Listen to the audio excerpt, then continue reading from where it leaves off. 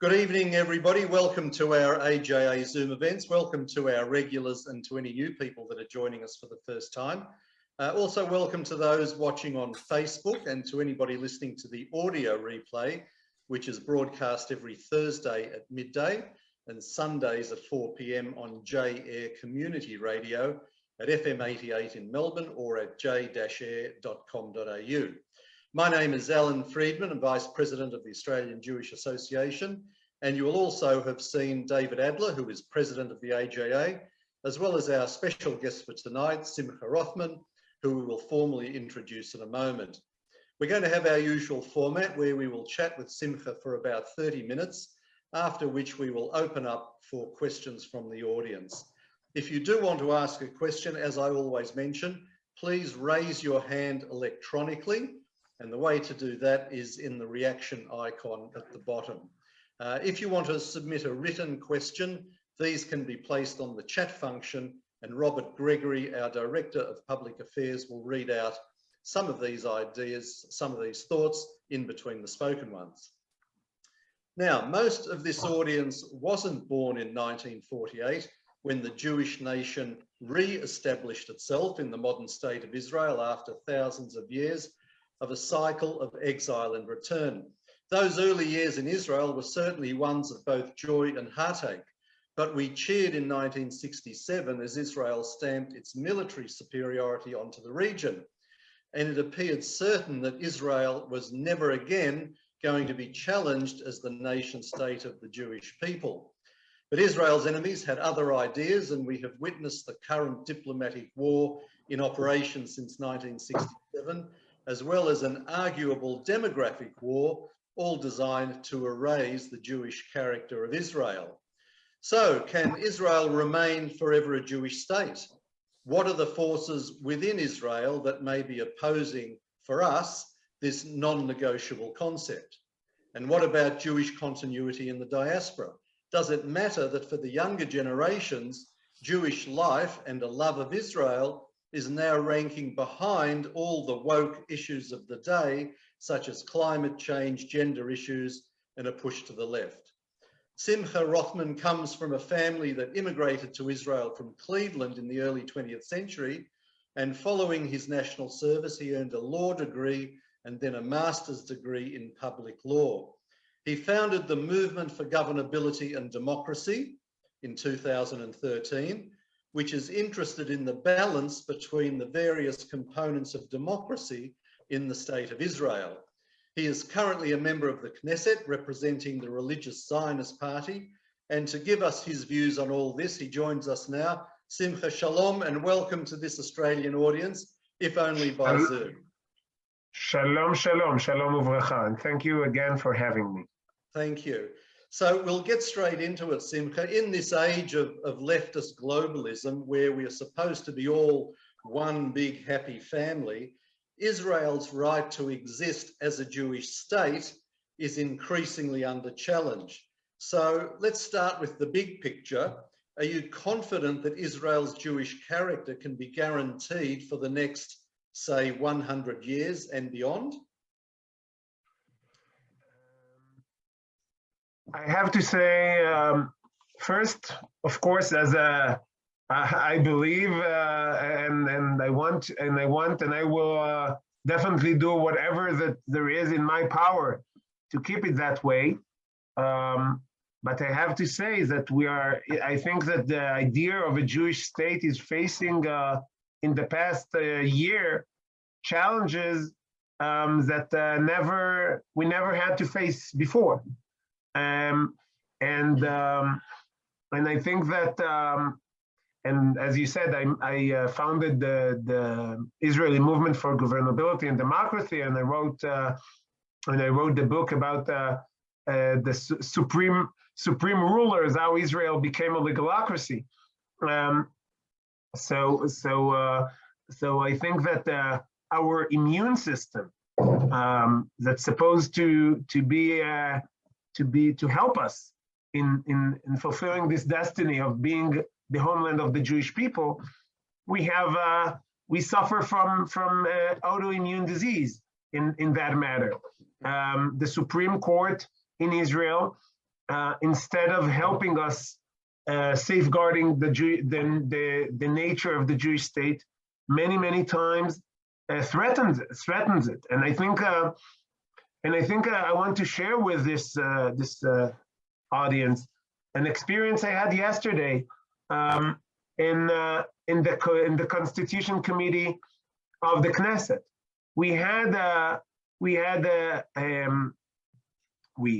Some people celebrated, of course. I mourned 30 years for the passing of the basic law of human dignity and freedom. Now, of course, I am, if anyone had any doubt, I am all for human dignity and I'm all for freedom.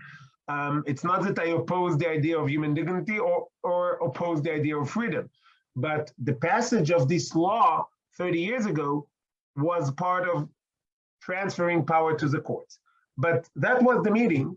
And in this meeting, a Knesset member from the Joint Arab List sat there and said, yes, Israel was founded as a Jewish state, but it does not mean that we can't work to change this. And we can't work to change this nature of the state. Now, of course, we have in Israel a basic law of the Knesset saying, paragraph 7a, saying that any candidate who wants to change the character of Israel as the Jewish and democratic country cannot run to the Knesset. It does say it very explicitly, but those people came to the Knesset with the blessing from Bagatz, from the Supreme Court, and they came into the Knesset. And sadly, I have to say, some people that were supposed to share most of my ideology not only let them be in the Knesset, they also joined forces with some of them and formed a coalition with them.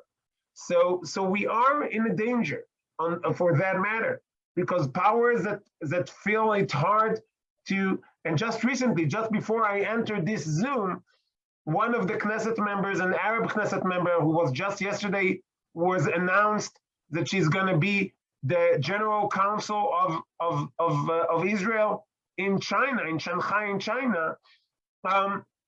She was asked if Israel is supposed to be a Jewish state, and she was, you couldn't get a straight answer from her on this issue. So if that answers your question, I hope. And again, but I will do, and I promise here and everywhere that I will do the best in my powers to keep Israel that way. And I think it's very important that Israel will continue and be the homeland of the Jewish people. Yeah, I'll come back to that in a moment. Prime Minister Bennett has always been known for his right-wing views, but somehow he ended up as the leader of a left-wing government. Was this because Israelis were simply desperate for a stable government, whatever the flavor? First, I would some would say that yes, that the answer is yes. I think that it's very, I wouldn't call what we have now a stable government. As we speak today, I talk to you in one screen, and in another screen I watch over what's going on in the plenum just now. No one in this house knows what, if today we're going to stay and vote until the middle of the night on different legislations, or everything will be run very fast and the government will pull all its legislation because they don't have a majority, because they are running from crisis to crisis. I don't think that any government in the history of the state of Israel ever faced this kind of collapse in the Knesset only less than 9 months after it started. So I don't know if we got a stable government. I think it was the excuse for founding this government. And I think that this excuse is not good enough. It's not good enough. In my point of view, there is no justification whatsoever You can go to 5 or to 6 or to 8 elections after elections and not found a government based on terror supporting party. That's something that shouldn't be on the table. Doesn't matter how many elections do we need to change this. And I think the prices that we are paying on the issues that you talked before, on the essence of the state of Israel as the homeland of the Jewish people, are too severe to even risk. Not only not have this risk being materialized. I'm talking just the risk is not worth it, and we see the price. It's no longer a risk. That's a reality.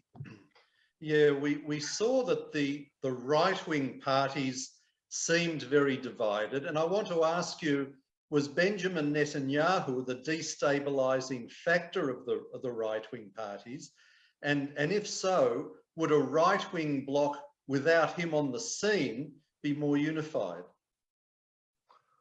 Again, it's very hard to define what is a real reason and what is an excuse. I see most of these complaints as an excuse. Yes, I think there was a personal dispute, and these major players in the coalition, especially from what you would call right wing. I don't call them right wing anymore because I don't think a right wing person can build a coalition with terror supporting parties. But that's the situation. I think the personal issues and trying to avenge whatever dispute they had with Netanyahu was part of the reasons. But I think, and I know that on the negotiation tables there were few offers that Netanyahu was not part of them, and they still did not want it because Netanyahu is a problem for them. But the major problem for them is the voters that choose Netanyahu time and again, and they're afraid that they won't have a place in the Likud because they were the kingslayers. If you are the kingslayer, then you slay the king, but the followers will kill you afterwards. That's sorry on the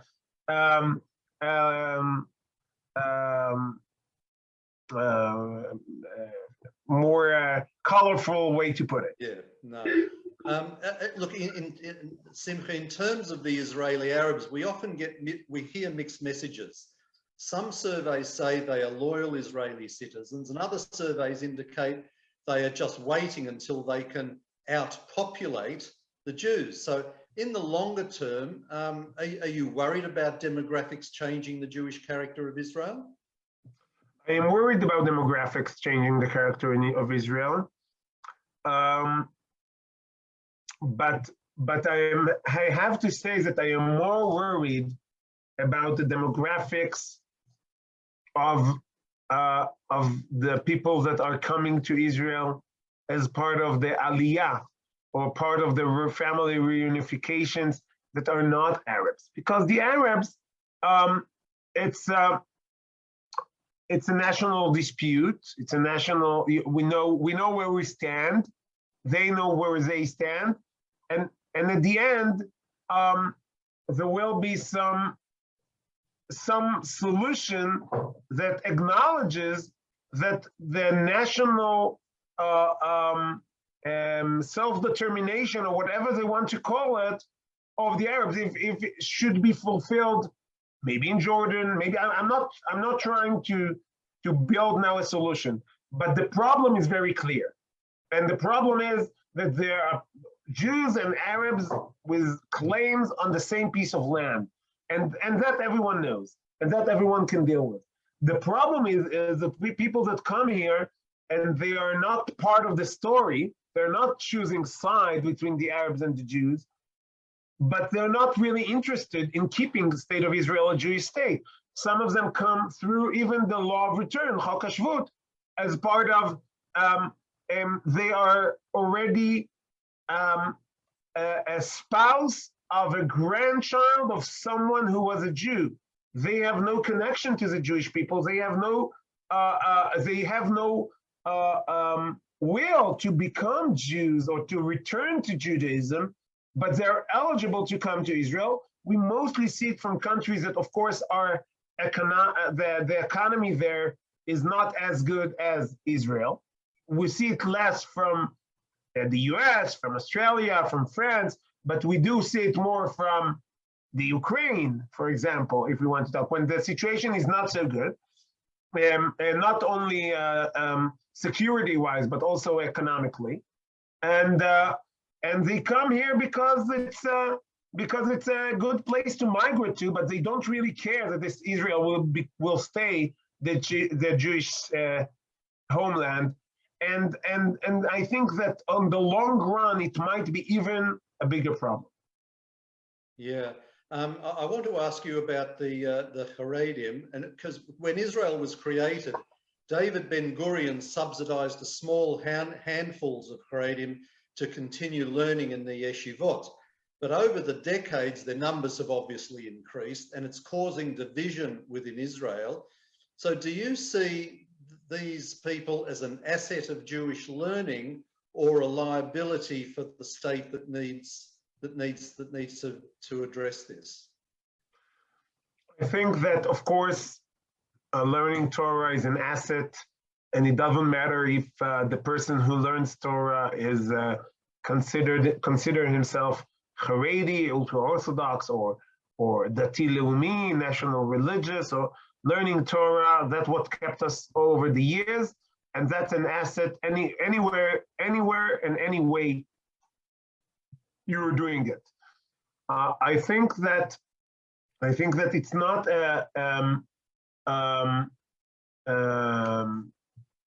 it shouldn't come instead of being part of the society, being part of the economy, being part of it's not either or. You can do both. And I think that even in the Haredi community, most people understand that you can do both. I want to give you some data that I think is encouraging. Over the past a few decades, the participation of Haredi women and Haredi men in the workforce is increasing. It's not, maybe some people would want to see it increase faster.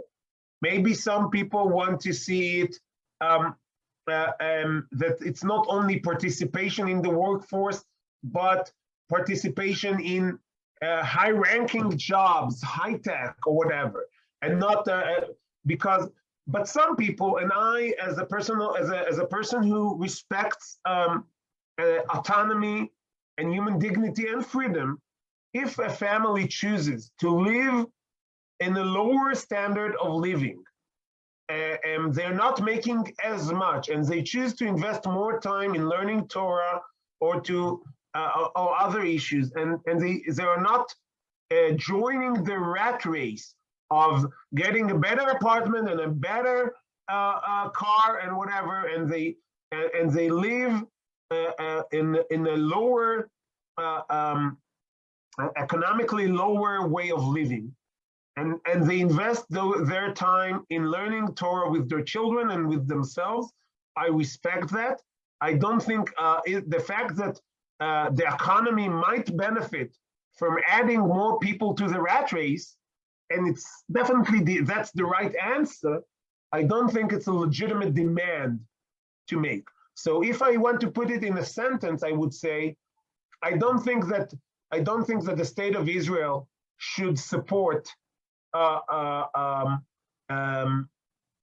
Torah learning as you know what I would say? I would say it like that. I don't think the state of Israel should support Torah learning a shekel less than it supports Chinese philosophy learning or historical agriculture learning or any other thing that is being learned in the academia. I think that Israel supports learning Torah less than most other non-productive learning, if you want to call it that way. And I think Torah learning is much more productive than all the other non-productive learning. I do think that the Haredi communities want and need, and they need help sometimes to get more and more people in the workforce, in the economy, and we have a lot of plans about it. And I think the best way to do it is through cooperation and not through incitement. Some of the people that are in charge of the issue today are doing. Yeah, and is the trend improving? It sounds like you're saying that it is. So they are keen to get more involved in traditional work and lifestyle. I think the trend is good. The trend is good. It can be better. It can be better if we invest in the right direction and not pick a fight and not trying to change or delegitimize this way of life of pat b'melach tochel. People who wants to eat, people who choose not to invest so much in olam hazeh, in this in the wealth and more in the spiritual learning. I respect that as part of their autonomy, as the personal autonomy, and also as their community autonomy. Yeah. Organizations such as the New Israel Fund and J Street are very critical of a Jewish Israel and appear to be agitating for some sort of binational state where Israeli Jews and their enemies would somehow live in a left-wing utopia. Are you worried about this? Are Israelis worried about it? I think Israelis are worried about it. I think that the average Joe, average Yosef in Israel would be terrified of the state that the New Israel Fund is trying to build here. I think that more and more people know that and understand that. And I think we also see that in the elections outcome. Again, put aside this coalitions and what we spoke about it before, the long-running trend is that more and more people in Israel understand that we need to have a Jewish state. They vote for Jewish state.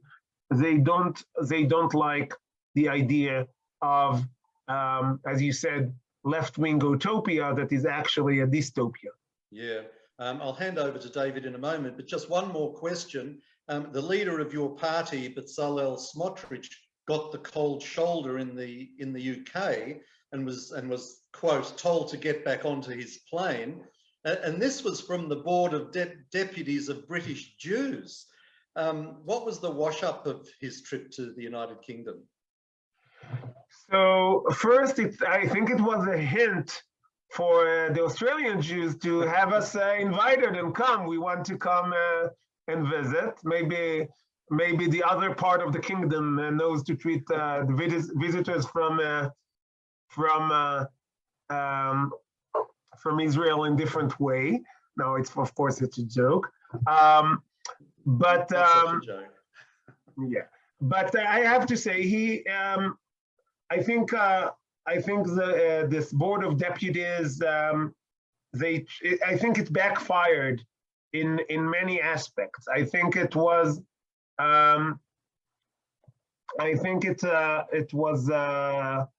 it backfired. A lot of organizations and rabbis in the UK protested this Board of Deputies post, that it was really, everyone who reads the language understands that it was written in Israel for Israeli purposes. And they were acting, this Board of Deputies in the UK, as useful idiots, sorry for the term. They were serving some other people from Israel political agenda. I think it was a big mistake. The Jewish Agency condemned them, which is quite rare. I heard that other major players in the Israel and diaspora relations criticize them very on this action. And I think that there are differences between some of the Jews in Israel and some of the Jews in diaspora. But if people want to be respected, and I think it's a good idea to have those connections with a mutual respect. You can't ask me to respect some, and I did it when I came to France, to respect some rabbi from a reform or conservative shul or temple or whatever, and say, oh, he's a very important guy. He has 1,000 people in his shul because it's a major shul. And then when someone who represents hundreds of thousands of Jews in Israel, to treat him like that. I think mutual respect is important. I respect a lot of people in Israel that do not look like me or do not think like me. And I think it really backfired, and it raised a lot of awareness to the issues Bezalel Smotrich wanted to raise by coming to the UK. So they actually did his work also. Yes, well, our borders have just been opened, Simcha, so you and him are very welcome anytime you want to come. I'll just hand over to David Adler, the president of the AJA, and he has a few questions for you. Simcha, firstly, thank you for joining us, and I'll reiterate that as far as this organisation is concerned, you would be most welcome to visit here, and we'd be delighted to host you for some speaking events should the opportunity arise. I do want to ask for your comment on a couple of specific things, however, related to Jewish identity. We hear reports, for example, that particular in Yehuda and Shomron, that the way that the building laws are applied are much more harsh on Jewish people than on the Arabs. If there's some unauthorized construction or whatever, there'll be hundreds, if not thousands, of Arab constructions, and nothing happens, and yet much more difficult when action is taken against the Jewish ones. Is that correct? Short answer, yes. Well, Longer answer, sadly, longer answer is that it's the case in Judea and Samaria, and you see it very clearly in Judea and Samaria, sadly, but it's also the case in what you would call smaller Israel. 2 weeks ago, we went and started a new settlement in the Negev, and it was named Ma'ale Pola, on the name after Ben Gurion's wife, Pola. And we came there. It was more, I have to admit, in this we're among friends, so I will admit it was more of a PR stunt than a real new settlement. But still, it was a new settlement in the Negev. And I came there early in the morning. I had enough time to have a Daf Yomi shiur for the people that came there, and then to have Shachris davening. I came there at 5 o'clock in the morning. I left there at 7 o'clock to the Knesset, 7.5. Okay, I was there 2.5 hours, not more. Mm-hmm. When I left there, I already saw tractors that comes to demolish the newfound settlement in the Negev. While you have in the Negev hundreds of thousands of illegal settlements by the Bedouins that the police doesn't do nothing to deal with. And instead of, so yes, there is some, I can't explain, and I don't understand this lack of what you would call governability, lack of governance. And we paid a big price.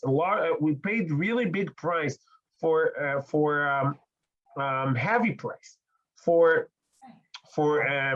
disregarding this outlaws sub-states of Arabs and Bedouins during the riots in May. We paid a heavy price, and I hope we will know how to prevent Israel from paying this price when an uprising like that will happen in Judean Samaria and in the Negev and in the mixed cities, Lod. I myself moved with my family to Lod, and I have to tell you, it's not every night you hear in the major cities that is like less than a kilometer away from the airport, you hear gunshots every night, because it's like a closed territory that in the Arab neighborhoods they can do basically whatever they want. Amazing. We also seem to see a differential when it comes to the holy sites. Of course, there's a discrimination against Jews on Har HaBayit. I'm going to call it as I see it. That I have been up there with in Tutsu, and the Muslims can go anywhere. The Christians can go most of the area, but not everywhere. And as Jews, you're much more restricted. But also in Hebron, there are restrictions. You can hardly visit Yosef's tomb for obvious reasons. What's your view on the way the holy sites are managed in Israel? Why aren't we talking about happy issues? We'll talk about a happy issue too. Yeah. I have to say it very sadly. Israel is the only country that I know of, a democratic country, that a Jew cannot live wherever he wants, cannot buy a house wherever he wants, and cannot go to his holy sites at any time he wants. I don't think we would expect this kind of behavior from any other country in the world. If it was happening in any other country in the world, we would call it anti-Semitism. It's very harsh to say, but as you said, I call it as I see it. Just now I'm getting reports from my friend in the Knesset, Itamar Ben-Gvir, who is in Shimon HaTzadik, a neighborhood in what they call Sheikh Jarrah, yes. And the police there preventing Jews from getting in and allowing Arabs from going in. That's a discrimination that you wouldn't accept in any other place in the world. You would call it anti-Semitism. You would call it discrimination. Every major Jewish organization would go bananas over this kind of behavior if it happened anywhere in the world. And we are used to it, sadly. And it's a good thing that in Australia, you're not used to it. It's a good thing that people are not used to this crazy situation, and it has to stop. It has to stop. Well, I won't ask any more questions, but seeing you raised the Shimon HaTzadik or Sheikh Jarrah, I do want to show people this document because it's important everyone is familiar with it. This is a certified document from the Jordanian government, which describes the ownership in the area as formerly Jewish property. I think that's an important point to make. Alan, if you'd like to open it up for general question, we're a little later than usual, but so let's go for it. Yes, and I'll just mention that if you're listening on J-Air, this is the Australian Jewish Association Zoom event, which we have every Wednesday night. And our guest tonight is Simcha Rothman, Knesset member with the Religious Zionist Party. Simcha, we started a little late. Do we have a time limit with you? Do you need to leave on the hour, or can we go a little bit later? Let's try to put. I supposed to have a meeting with. Let me check just a second. The Prime Minister. I'm not meeting with him. Proudly, I'm not meeting with him. I said, I mentioned before the Knesset member who does not know Hatikva by heart, that's supposed to become the consulate for China, but she got this job by disobeying the coalition and voting against it. And she mentioned my legislation on the citizenship law as part of the reasons she protested and she voted against. And so it's a big honor for me that I just personally, I'm in charge of creating the crisis that promote this important appointment by this coalition. But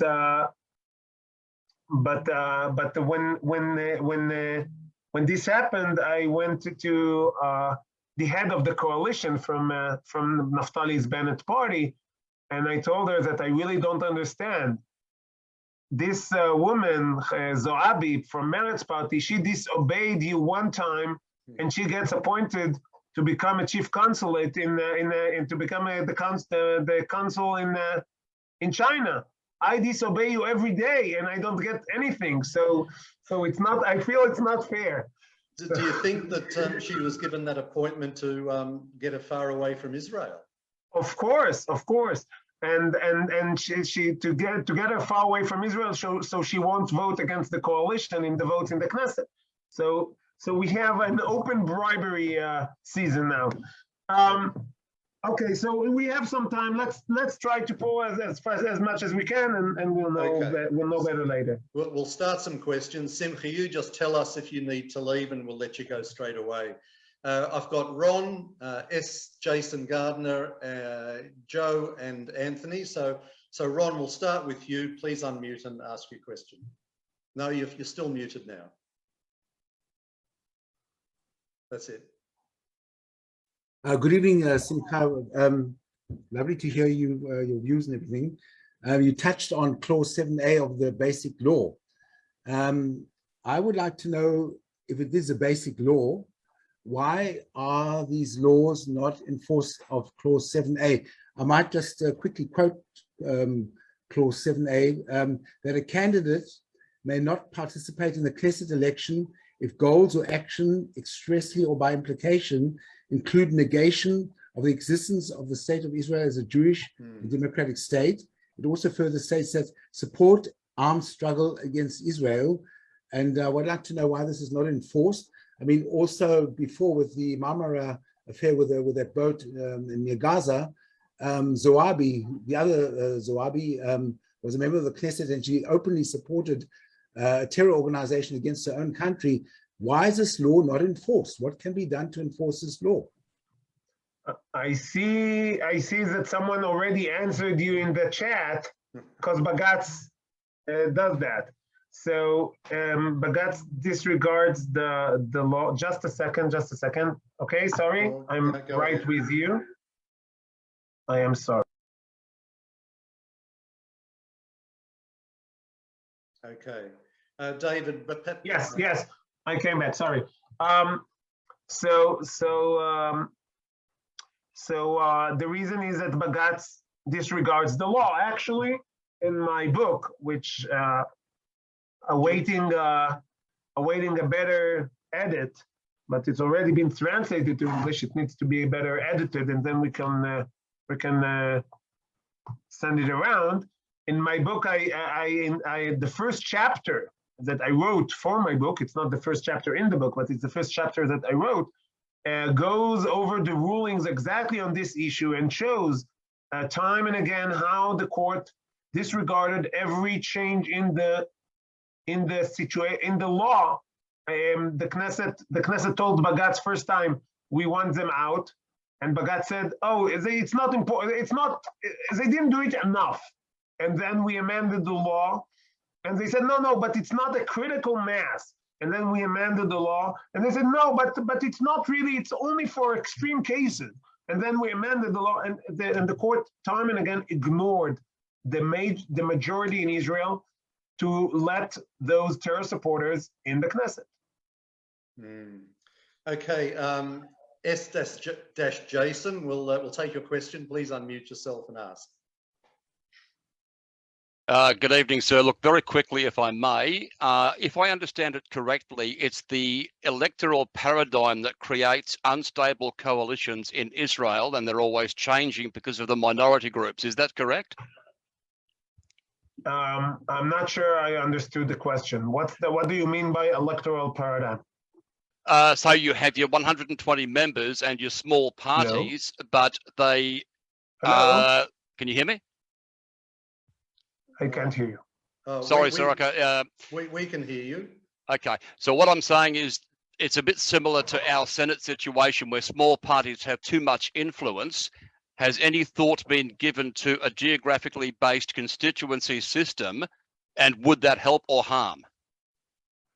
I don't think that that it would help. I think it might even really have more. It will give more power to fringe groups, as of this system that we have today. I don't think that a lot. I think that exactly it's the other way around. Meaning, when the threshold to get into the Knesset was 2 seats, meaning 1.6 or 1.7 percent was the threshold to get into the Knesset, we had much more stable system. Theoretically, when we talk about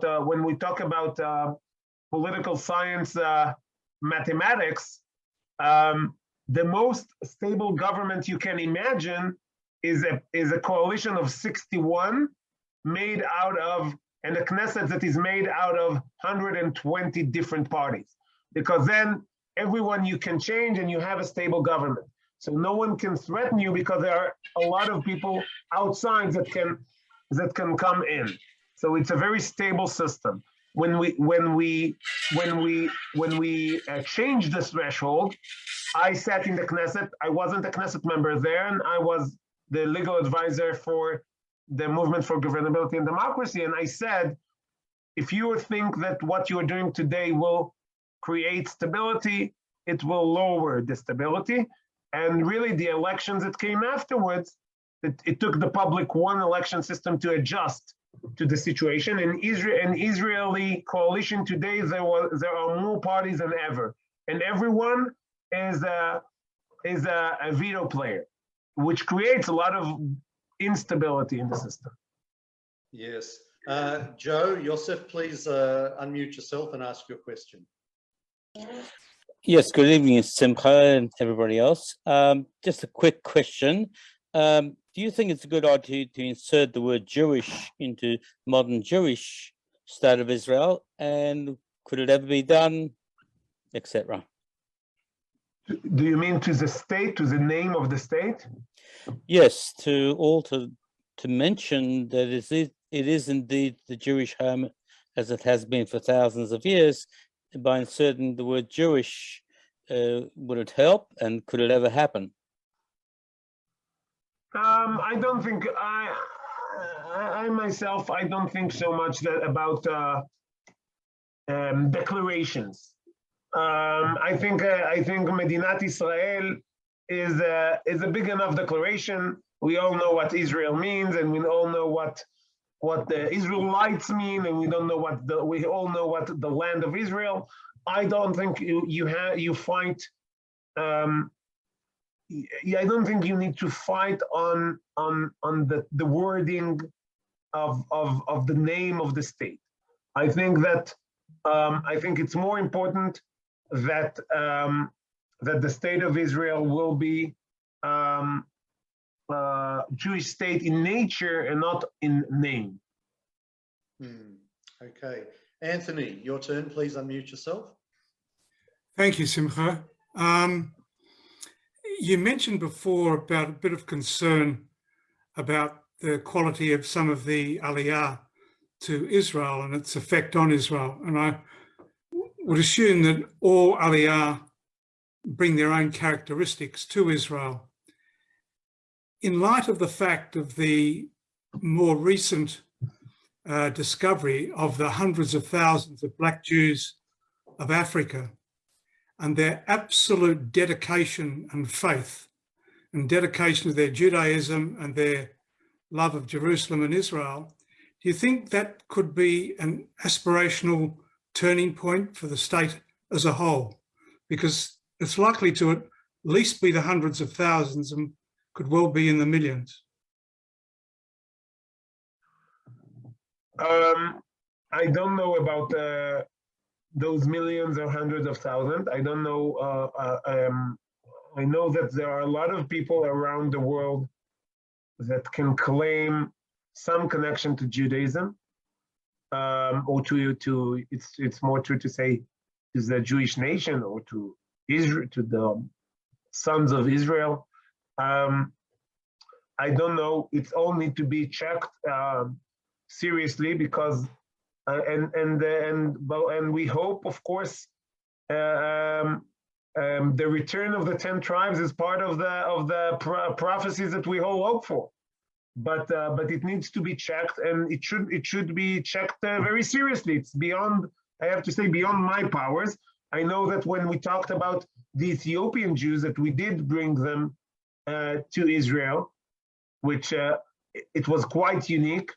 I think Israel is the only ever democratic country that actually paid to bring people from Africa to its territories, and not as the slaves. Sorry for this reminder of the past of the countries that today lecture to us how we should behave. We paid good money to bring people from Africa to Israel and gave them citizenship because they were part of our people, not discriminator and not discrimination and not hatred. Baruch Hashem, and I'm very proud of it. But it was after Arav Ovadia Yosef checked the origins halachically, checked it was that they are legitimate Jews and they are eligible to come according to the law of return. If that's the case, everyone is welcome.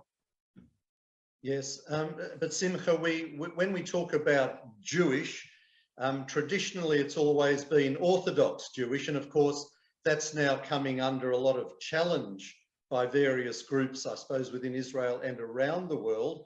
How do you see this? Do you see this as a problem? I think that anyone who is Jewish, doesn't matter what he believes. If he's a secular, if he's reform, if he is conservative, you don't lose your Judaism. Definitely not very easily. It's very hard to stop being a Jew. But of course, the question: who is the gatekeeper? Who can bring people in? I think that it's if we keep using this metaphor, I think that it's good manners to bring in people to the family or to the house, if all the other people in the house is feeling comfortable with the people you bring in. If you are not, and to have people come in that some people will feel that they are not invited, that they are not legitimately in there, I think it's not a very respecting, not to the people in the house and not the people you're bringing in. So the standards of getting into the Jewish people are different between the Orthodox and the conservative and the reforms, and even inside the Orthodox there are disputes about how to get in, and I'm not revealing any secret by saying that it's one of the major issues of debate in the state of Israel within the Orthodox communities. So it's not, and in all those issues, my view is the same. Personally, my views on Giyur issues might be more liberal than the ones of the Haredi parties, and even within my party, I might be more liberal than Bezalel Smotrich. But it doesn't really matter, because the most important aspect of Giyur is to get the majority of the Jewish people to respect what you're doing and to know, because being part of the Jewish people is not only you call yourself, it's not a self-determination issue. You need to call yourself a Jew, which is important, but you also need to be recognized by your fellow Jews as a Jew. And if you have only one part of this, it's a problem. Yes. Can we take one last quick question, Simcha, from Robert Gregory? Yes, but that would be the last one. That's it, yes. Robert? So we've had a question, a written question. So there's some countries that allow their citizens overseas to vote, like Italy, Greece. Would Israel consider doing that in order to maintain a Jewish state? So to allow Israeli citizens overseas to vote and to maybe allow Jews overseas to vote?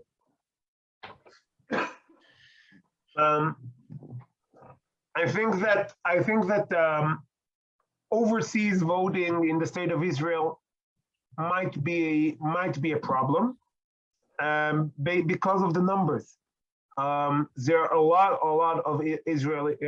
I think the percentage, maybe if we were a country of 80 million people or 70 million people and we had a diaspora of 1 million people, it would be a different issue. When you have 4 million voters and another million out abroad, then and definitely if you are talking about all the Jews, then you have 4 million voters in and you have 6 million voters out. It becomes a democratic problem. So it's not an issue of principle. It's an issue of numbers. I really hope that we will have the prophecy of Hashem Elokei Avotechem Yosef Alechem Kachem Elef Pamim, and we have 4 billion Jews, and then we will have a small diaspora, and then we will talk about how to let them vote in Israel. That would be that's one answer.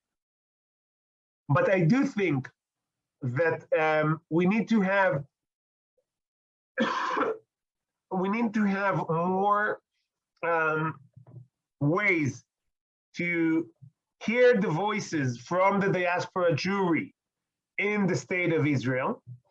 I have a beginning of an idea to reform the electoral system, not as the person that asked before, not about having geographical constituencies in the Knesset, but I would, again, it's a beginning of an idea. It needs a lot of work, but I would like to have bicameral parliament. We now have unicameral parliament. We have only one house. We don't have a house and a senate like in the US or like you have in Australia. We have one camera, and I would like to have two. And I would say that the upper, doesn't matter what will be what will be up and what will be down. I would like to have 71 actually seats in the Senate, and have and the president of the state of Israel will be the one, and the other 70, I would say 60 would be from Israel, and 10 would be from the diaspora Jewry. I would think it would be a very important advance in the direction that you talked about, but again, needs to be pushed forward. And after a long, you don't need to rush into those kind of ideas. Yeah, well, I think you're the person to do it, Simcha. So we'll let you go. I just want to thank you very much. You're a powerful voice for common sense, and you're taking up the fight. So thank you for joining us over here in Australia. We're very much appreciated. And anyone who has good enough Hebrew to follow me on Twitter or Facebook or Telegram, you're more than welcome. Sadly, I don't have a regular page in English because of the audience. But if someone here wants to take on the challenge and help in this matter, I would be very happy, because I do want. I think this connection is important. Is definitely important to me personally, and I think it's important for the state of Israel and for the Jews that live all around the world, and especially in places like Australia. Okay, thank you, Simcha. We'll let you go. and we look forward to keeping in touch and following you. So all the very best from Australia. Thank you very much. Just before we go, the L'Chaim program with Morris Klein is on 3ZZZ right now. That's FM 92.3 or 3ZZZ.com.au. That's all we have for tonight. Join us next week with our 2 guests from Ariel University. Don't forget, you can keep up to date with what AJA is talking about on our Facebook page. Please like it and share it widely. But for now, we wish you all a very good evening and look forward to seeing you again next week as usual. So from me, it's bye for now. Good night, everybody.